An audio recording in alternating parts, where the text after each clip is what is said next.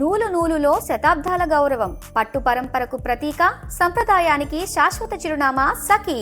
Suman TV ప్రేక్షకులకు నమస్కారం. ప్రస్తుతం మనతో పాటు ఉన్నారు ప్రముఖ ఆస్ట్రాలజర్ గోనుగుంట్ల సురేష్ బాబు గారు. గురువు గారు ఉన్నారండి. మరి మే మాసం యొక్క ప్రత్యేకత ఏమిటి, మే మాసంలో ఎలాంటి పర్వదినాలు ఉన్నాయి, ముఖ్యంగా ద్వాదశ రాశుల వారి రాశి ఫలాలు, పరిహారాలు, అదే విధంగా ముఖ్యంగా జాతకరీత్యా అతిగా సఫర్ అవుతున్న వారికి వీడియో చివరిలో డెఫినెట్ గా మంచి పరిహారాలు గురువు గారు తెలియజేస్తారండి. గురువు గారితో మాట్లాడదాం. గురువు గారు నమస్కారం. గురువు గారు. సంధి గారు నమస్కారం అండి. గురువు గారు, మరి మే మాసం యొక్క ప్రత్యేకత ఏమిటి, ఏమేమి స్పెషల్ డేస్ ఉన్నాయి, అదొకసారి వివరిస్తారా గురువు గారు? ఓం గం గణపతయే నమః. స్వర్ణలక్ష్మీ నమస్తే అస్తు. పరబ్రహ్మ స్వరూపిణి రాజ్యం దేహి ధనం దేహి సర్వకామాంచ దేహి మే. 12 రాశుల వారికి అమ్మవారి కృపా కటాక్షం వల్ల చక్కగా బ్రహ్మ జ్ఞానం కలిగి ఉండాలి. తద్వారా వాళ్ళంతా చక్కగా ఇప్పుడు హ్యాపీగా నవ్వుతూ ఆనందంగా ఉండాలి. ఫస్ట్ నెక్స్ట్ వీళ్ళకి ప్రతి ఒక్కరికి రాజ్యలక్ష్మి కృపా కటాక్షం వల్ల చక్కగా రాజ్యాధికారం ఉండాలి. ప్రతి ఒక్కరికి వాళ్ళ మాటకి ఎంతో విలువ పలుకుబడి, వాళ్ళకి అధికారం, ఒక పవరు, ఒక పొజిషన్, ఒక స్టేటస్ ఉండాలి. దానితో పాటు ప్రతి ఒక్కరికి విశేషంగా ధనం ఉండాలి. నేను బాగా కోరుకుంటాను అనమాట. మనం కలియుగంలో ఉన్నాను కాబట్టి ధనానికి చాలా ఇంపార్టెన్స్ ఉంది కాబట్టి, ధనమే ప్రతి దాన్ని శాసిస్తుంటది కాబట్టి ఎంత మనం వద్దనుకున్నా కానీ ధనం అనేది మనకి ఆధారభూతం అనేది తెలుసుకోవాలన్నమాట. అందుకని శ్రీ సూక్తం అని చెప్పేసి వేదాల్లో పెట్టారు. వాళ్ళు తెలవదా అండి శ్రీ సూక్తం ఎందుకు పెట్టాలని? అంత అవసరం అయితే పెట్టరు కదా. అందుకని ధర్మార్థ కామ మోక్షాలు అన్నారు. మన మనిషి జన్మ ఎత్తిన తర్వాత ఈ 4 ఉండాలంట. సెకండ్ దానికి ధనమే పెట్టారు, అర్థం పెట్టారు అనమాట. కామ మోక్షాలు లాస్ట్ లో పెట్టుకున్నారు వాళ్ళు. ఫస్ట్ సెకండ్ ధనం.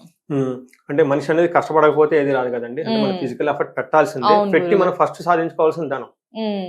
ధర్మ అర్థం సంపదలు సంపాదించుకోవాలి. ఇల్లు కట్టుకోవాలి, బంగాళాలు కట్టుకోవాలి, కార్లు కట్టుకోవాలి. మనం ఎక్కడికి పోతే అక్కడ దర్జాగా అంతా వండుకోవాలి. అంతా ఉండాలి కదా, మన శాస్త్రాలు చెప్పారు కదా.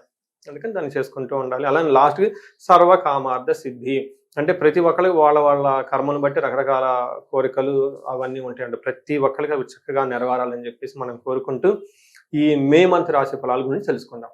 మనం మే మంత్ అనగానే 4 ముఖ్యమైన విషయాలు అందరం గమనించుకోవాలి. చాలా విశేషాలు ఉన్నాయి, బట్ ముఖ్యంగా 4. మనకి టైం ఉండదు కాబట్టి అందులో ఫస్ట్ది, ఇది మాసం బుద్ధ జయంతితో, బుద్ధ పూర్ణిమతో స్టార్ట్ అవుతుందండి. దాన్ని మనం వైశాఖ మాస పూర్ణిమ అంటారు. నెక్స్ట్ జ్యేష్ఠ మాస పూర్ణిమతో ఎండ్ అవుతుంది. అంటే 2 పూర్ణిమల మధ్య ఈ హోల్ మంత్ అంతా మనకు తెలుసు. బుద్ధ పూర్ణిమ అది మనకి ఆధ్యాత్మికంగా ఎలివేషన్ కావాలనుకోండి, స్పిరిచువల్ గా కానివ్వండి, అది బాగా ఉపయోగపడుతుంది. అందరూ ఉపయోగించుకోవాలి. యాక్చువల్గా మూన్ మెడిటేషన్ అని చెప్పేసి కొన్ని మెడిటేషన్ ఉంటాయండి. అంటే పౌర్ణమి రోజు ఆ మెడిటేషన్ చేస్తే మైండ్ చాలా స్ట్రాంగ్ గా ఉంటుంది అంటారు. మూన్ మెడిటేషన్ మీకు గూగుల్లో సెర్చ్ చేసుకున్నా, యూట్యూబ్ లో చేసినా కానీ వస్తుంది అండి. ఫుల్ మూన్ మెడిటేషన్స్ అని వస్తుంది. జనరల్ గా ఆ రోజున నైట్ మూన్ చూస్తూ మెడిటేషన్ చేస్తే చాలా స్ట్రెంత్ అని చెప్పేసి చెప్తూ ఉంటారు. ప్రతి పౌర్ణమి గురుగారు ఈ బుద్ధ పౌర్ణమి రోజు ప్రతి పౌర్ణమికి it's very good, but Buddha Purnima is most important. Spiritual seekers ఎవరైతే ఉంటారో. నెక్స్ట్ ఏంటంటే హనుమత్ జయంతి కొన్ని ప్రాంతాల్లో చేస్తూ ఉంటారు. చక్కగా వాళ్ళు ఎవరైతే ఏలినాడు శని, అష్టమ శని, అర్ధాష్టమ శని ఉన్న వాళ్ళు వాళ్ళంతా చక్కగా జరుపుకుంటే వాళ్ళకు కార్యజయం వచ్చేసి ముందుకెళ్ళే అవకాశం, వాళ్ళ లైఫ్ చాలా బాగుంటుంది. ఇది కాకుండా ఇంకొకటి కర్తరి అంటారు. చాలా మంది వినే ఉంటారు. అంటే సూర్యుడు కృతికా నక్షత్రంలో ఉన్నప్పుడు దాన్ని కృతిగా కార్తె అంటారు, దాన్ని కర్తరి అని కూడా అంటారు. అంటే సూర్యుడు ప్రభావం చాలా ఎక్కువగా ఉండటంతో ఆ టైంలో బయటకు వెళ్ళి పనులు చేయకుండా విత్తనాలు నాటడం, ఆ వేడికి విత్తనాలు మొలకెత్తు అనమాట. అందుకని చెప్పేసి విత్తనాలు చల్లటం, వ్యవసాయ రిలేటెడ్ పనులు స్టార్ట్ చేయకుండా ఉండటం, వివాహాలు చేయరు. అలానే కొంతమంది వివాహాలు, గృహ ప్రవేశాలు ఇలాంటివన్నీ చేయకుండా ఉంటారు. కాబట్టి అవి ఒకసారి తెలుసుకొని ఆ 15 days వదిలేసి చేస్తే చాలా బాగుంటుంది. సో ఇంకా మనకి ఆస్ట్రాలజికల్ గా చూసుకుంటే 9 గ్రహాల్లో 4 గ్రహాలు ఈ మే మాసంలో మారుతూ ఉన్నవి. కుజుడు వచ్చేటప్పటికి మనకు 11వ తారీఖు మారుతున్నారు. 14వ తారీఖు శుక్రుడు, 15th బుధుడను సూర్యుడు మారుతూ ఉన్నారు. బుధు సూర్యుడు 15th మారుతూ ఉన్నారు. ఈ యొక్క 4 గ్రహాల యొక్క ఇంపాక్ట్ మనకి ఈ రాశుల మీద ఎలా ఉందో మనం తెలుసుకుందాం. గురుగారు, మరి మే నెలంతా కూడా కుంభరాశి వారికి ఎలా ఉండబోతోంది, పాటించాల్సిన పరిహారాలు ఏంటో తెలియజేస్తారా గురుగారు? మనం కుంభరాశి చూసుకుంటే బ్రాడ్ గా వీళ్ళకి ఏలినాడు శని నుంచి బయటపడిపోతూ ఉన్నారు. దినదిన అభివృద్ధి జరుగుతూ ముందుకెళ్ళిపోయి ఒక టైంలో ఉన్నారు. బాగా డీప్ క్రైసిస్ లో నుంచి స్టెప్ బై స్టెప్ బయటకు వచ్చేస్తూ ఉన్నారు. సో ఇందులో దానికి శుభ సూచకంగా వీళ్ళకి మే మంత్ కూడా చాలా బాగుంటది. లాస్ట్ మంత్ మనం బాగుంది అనుకున్నాం, ఈ మంత్ కూడా వీళ్ళకి చక్కగా బాగుంటుంది. డీటెయిల్స్ చూసుకుందాం. అందులో వెళ్ళబోయే ముందు ధనిష్ట 3-4 పాదాలు, శతభిష 1, 2, 3, 4 పాదాలు, పూర్వభాద్ర 1, 2, 3 పాదాలు అంటే కుంభరాశిలో ఉంటారు. అలానే పేరు బలం బట్టి చూసుకుంటే గు, గే, గో, సా, సి, సు, సే, దా అన్న లెటర్స్ అంటే కుంభరాశిలో ఉంటారు.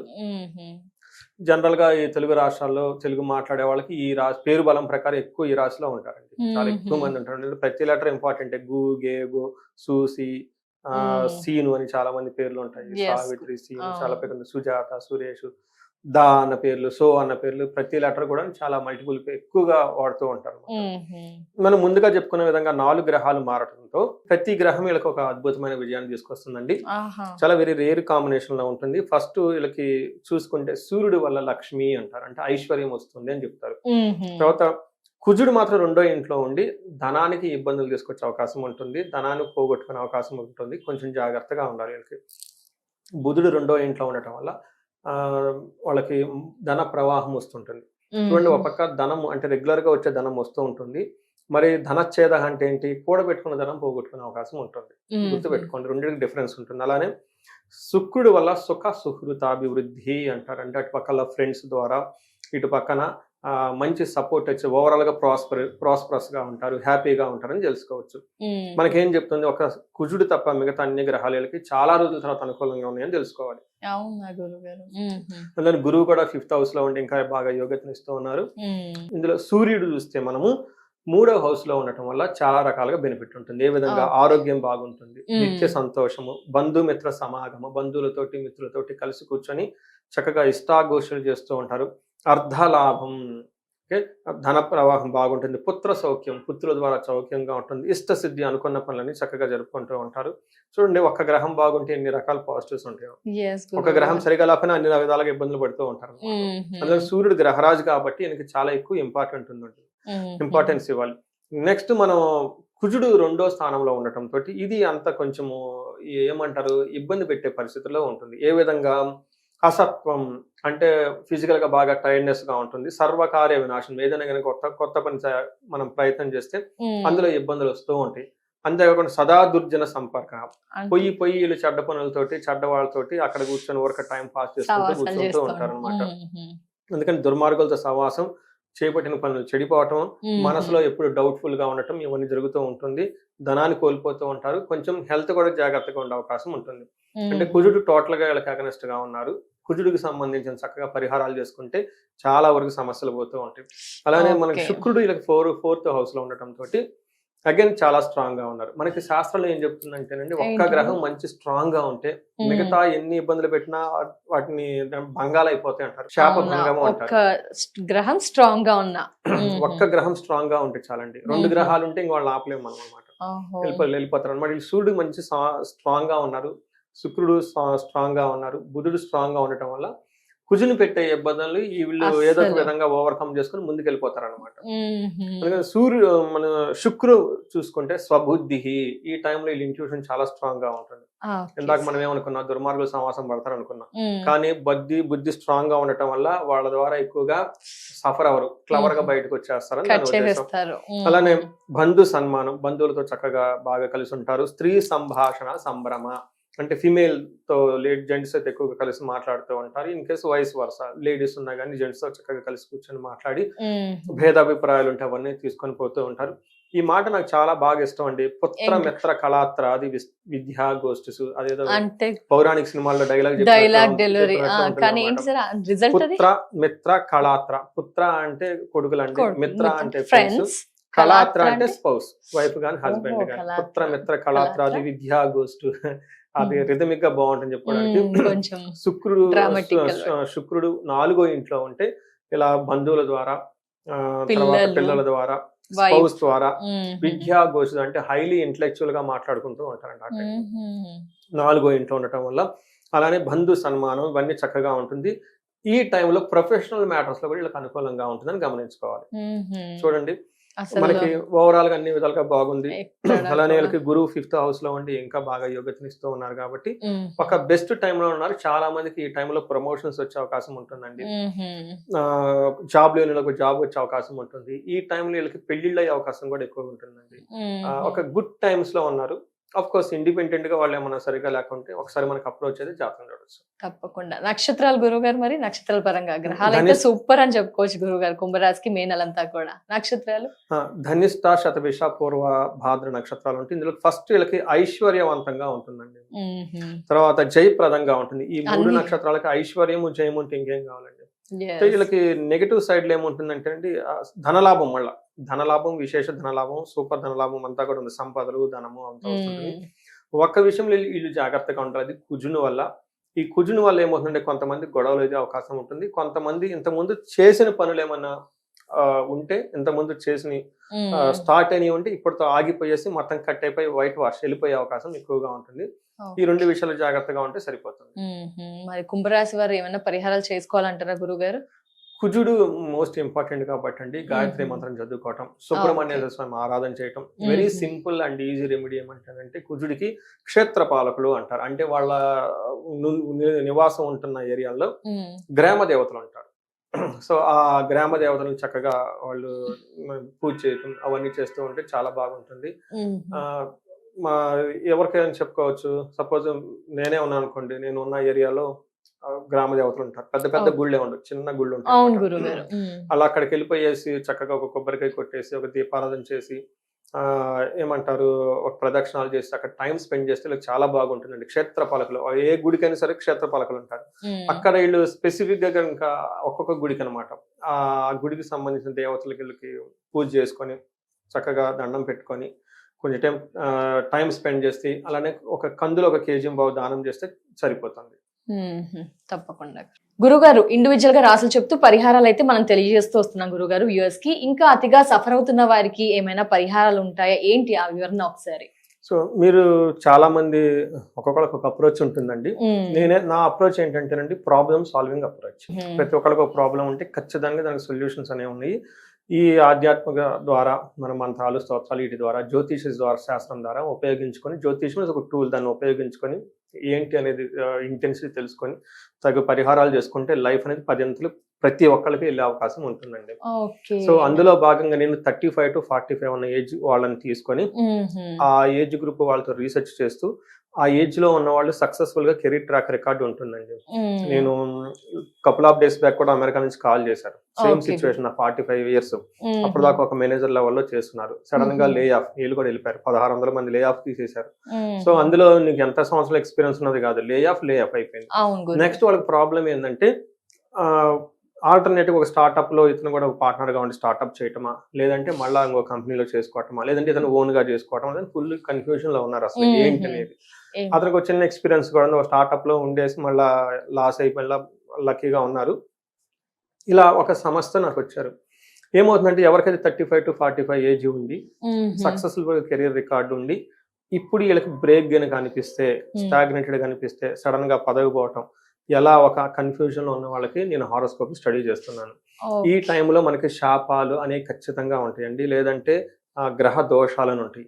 ఈ రెండు వాళ్ళకి బ్లాక్స్ ఉంటాయి అనమాట. కరెక్ట్ గా వాళ్ళకి కాలసర్ప దోషం అదే టైంలో యాక్టివేట్ అయింది, ఉన్న గ్రహాలు కూడా యాక్టివేట్ అయింది. చూడండి ఎలా ఉందో. అందుకని అంత టైట్ అయిపోయి అంత సక్సెస్ఫుల్ కెరీర్ ఉన్నాయని సడన్ గా బ్రేక్ వచ్చేసి. సో ఇలా చాలా మందికి వస్తుంది. మనకేమంటారండి మిడ్ లైఫ్ క్రైసిస్ అది అని చెప్పేసి పక్కన పెట్టేస్తారు, ఒక టైటిల్ పెట్టేసి. బట్ మనకి జ్యోతిష శాస్త్రంలో ఫుల్ డెప్త్ ఉంటుంది ఎందుకు అది వచ్చింది అనేది. ఎందుకు సడన్ గా జీన్స్ మారిపోతాయి, ఎందుకు టోటల్ గా హార్మోన్స్ మారిపోతాయి, what it is impact, what it is causing అని. అది మనకు తెలుసుకుంటే, పరిహారాలు చేసుకుంటే లైఫ్ 10 అంతలు ముందుకెళ్ళిపోతుందండి. చక్కగా అందరూ తెలుసుకోవాలి. పర్టికులర్ గా ధనానికి, సంపాదనకి, అసలు కెరీర్ కి ఎలా ఉంటే బాగుంటుంది, అసలు ధనం ఎక్కడ ట్రిగ్గర్ అవుతుంది. ధనం ట్రిగ్గర్ అయ్యేదానికి మనకు హార్డ్ వర్క్ సంబంధం ఏమి ఉండదు. జ్యోతిషం ఆల్ ఆర్ ఇండిపెండెంట్.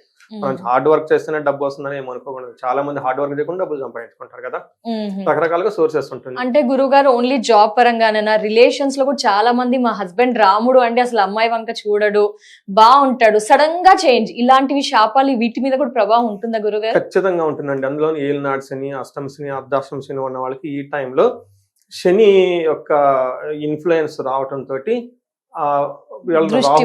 రాహుకేతులు ఇలాంటి ఏమన్నా ఉంటే అవి ట్రిగ్గర్ అయిపోతాయండి. ట్రిగ్గర్ కాలసర్ప దోషం ట్రిగ్గర్ అయిపోయి, చూడండి ఒక మనిషిని బాగా బాధ పెట్టాలంటే అలా వాళ్ళు బాగా సపోర్ట్ ఇచ్చే వాళ్ళని దూరం చేయాలి.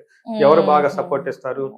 నేచురల్ గా స్పౌస్, భార్య గాని భర్త గాని మంచి సపోర్ట్ కదా, వాళ్ళని తీసి పక్కన పెట్టేస్తారు, ఇరిటేషన్ చెప్పేసి. నెక్స్ట్ బాగా ఎక్కడ టార్చర్, మన టైం స్పెండ్ చేసి జాబ్ ఇబ్బంది పడిపోతుంది, భార్య భర్తల మధ్య గొడవలు వచ్చేస్తే ఇంకేముందండి, నేచురల్ గా అది సంసారం అనేది అది లైఫ్ అనేది ప్రాబ్లమాటిక్ క్రియేట్ అవుతుంది. నెక్స్ట్ సెకండరీ ఎఫెక్ట్ వాళ్ళ బంధువులు వీళ్ళ బంధువులకు వాళ్ళ ద్వారా అవుతూ ఉంటుంది, తద్వారా మనం బాధపడుతూ ఉంటాము. ఇలా రకరకాలుగా ఆరోగ్యపరంగా కూడా గురుగారు ఏదైనా ఇలా ఏదో ఈ మధ్య కాలంలో హెల్త్ కంటే ఎక్కువగా నాకు మేజర్ గా వచ్చింది జాబ్ ఒకటండి. ఓకే గురుగారు. ఎప్పుడు కెరియర్ లో అన్సర్టనిటీ, డబ్బు లేకపోవటం, జాబ్ సరిగా లేకపోతే ధనం అనేది ఉండదు, ధనం లేకపోతే లైఫ్ బ్రీత్లెస్. రెండోది రిలేషన్షిప్స్ ఎక్కువ వచ్చేస్తాయండి, రకరకాల ప్రాబ్లమ్స్ అండి.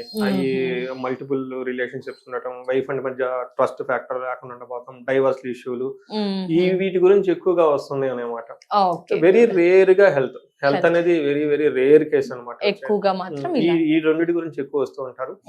ఈ టైంలో వాళ్ళకి నేను ఎవరికైతే ధనం బాగా రావాలో స్వర్ణలక్ష్మి విశేష హోమము, తర్వాత యుఎస్ లో ఉన్న వాళ్ళు గ్రీన్ కార్డులని, H1B వీసాలని, లేదంటే లే ఆఫ్స్ అయిపోయి అన్న వాళ్ళు ఒకసారి జాతక చక్రం చూసుకొని వాళ్ళకి చండీ హోమము, చండీ పారాయణ తీర్చుకోవటం.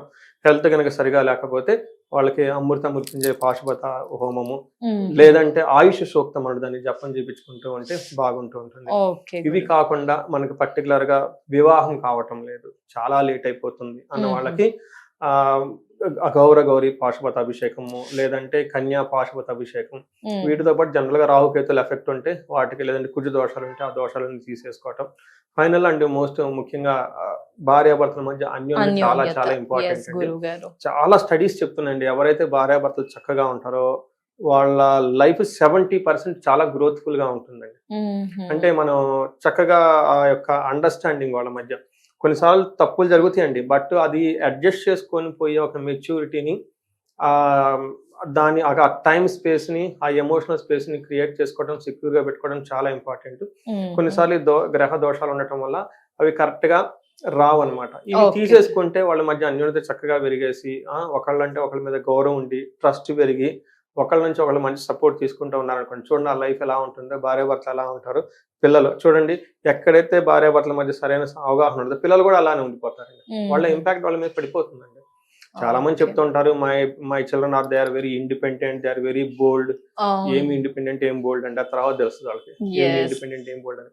సో ఇన్ కేస్ ఎవరైనా కనుక ఆ ఏజ్ బ్రాకెట్ లో ఉండి లైఫ్ ఎక్కడో స్టాగ్నేటెడ్ గా ఉన్నాము, డైరెక్షన్ లెస్ గా ఉన్నాము అని అనుకుంటే 1-2 సార్లు జాతక చక్రం చూపించుకొని చక్కగా విషయం తెలుసుకొని, వాళ్ళ జాతకంలో ఏది స్ట్రెంత్ ఉందో దాన్ని తెలుసుకొని తద్వారా ముందుకెళ్ళిపోతే, రెండోది ఏ టైంలో డెసిషన్ తీసుకోవాలి కూడా ఇంపార్టెంట్. నేను చెప్పాను కదండి, వాళ్ళకి చెప్పాను 2028 తర్వాత మీరు జాబ్ లో బిజినెస్ లో స్టార్ట్ చేయండి, అప్పటిదాకా యూ ఫోకస్ అన్న ఓన్లీ ఆన్ జాబ్ అని చెప్పాను. జాబ్ రాకపోతే అంటాను, జాబ్ రాకపోతే 2 రోజులు ఇంట్లో కూర్చోండి, ఒక 6 నెలలు ఇంట్లో కూర్చొని నష్టమేం లేదు. మీరు సంపాదించిన డబ్బులు అంతా బిజినెస్ లో పెట్టుకొని, అవి సరిగ్గా రాక ఇటు సంపాదించిన 10 ఏళ్ళ సంపాదన అంతా పోగొట్టుకుని, ఆ తర్వాత మళ్ళీ జాబ్కి వెళ్ళే బదులు జస్ట్ హోల్డ్ ఆన్. కానీ బిజినెస్ చేయాలంటే ఎలా చేయాలి, దాంట్లో మీ రోల్ ఏంటి, అవి కూడా చెప్పుకొచ్చాను. వెరీ ఇంట్రెస్టింగ్, చాలా మంది అడుగుతూ ఉంటారు నాకు. నేను దాని గురించి కూడా ఒక ఫార్ములా అంతా రాసి పెట్టుకున్నాను. ఏమంటే నా దగ్గరకు వచ్చిన వాళ్ళు కొంతకాలం నా దగ్గర పనిచేసినట్టు గొప్ప వ్యక్తులు అయిపోతున్నారండి, నేను మాత్రం ఇలానే ఉంటున్నానండి, నేను ఇలా సలహా ఏమైనా అలా వెళ్ళిపోయారండి, నేను ఇలానే ఉంటున్నానని చాలా మంది వస్తుంటారండి. ధన్యవాదాలు గురువు గారు. మే మాసం యొక్క విశిష్టత, అలాగే ప్రత్యేక దినాల గురించి తెలియజేశారు. అలాగే అందరి ద్వాదశ రాశుల వారి రాశి పరిహారాలు తెలియజేసినందుకు నమస్కారం అండి.